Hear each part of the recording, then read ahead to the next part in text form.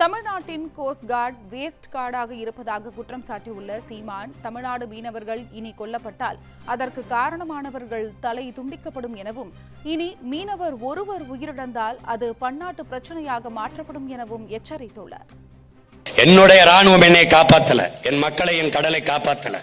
நீ கோஸ்ட் கார்டுன்னு போட்ட அது வேஸ்ட் கார்டு ஆயிடுச்சு. உன்னுடைய ரோந்து படை, உன்னுடைய கடலோர காவல் படையெல்லாம் பத்தல. இப்ப பிரபாகரமாக என்ன செய்யறேன்? நெய்தல் படை என்ற ஒன்றை காட்டுறேன். வாடுற நெய்தல் படை பாத்துக்க. இந்த நெய்தல் படை காட்டுறேன்.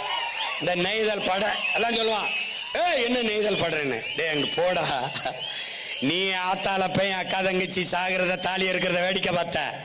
நான் வந்திருக்கிறது என் அக்கா தங்கச்சி தாலி இருக்கிறது இல்ல, தாலி அறுத்தவன் தலைய இருக்க வர்றேன்.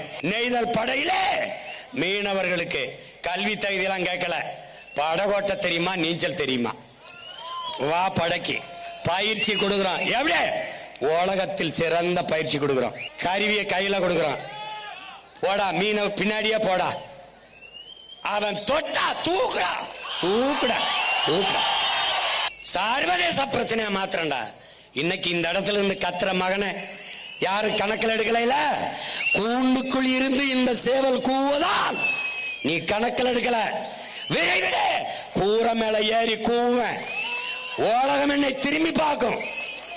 இதே பிரச்சனைக்கு என்கிட்ட பேச நீ வருவ, நான் வர வைப்பேன்.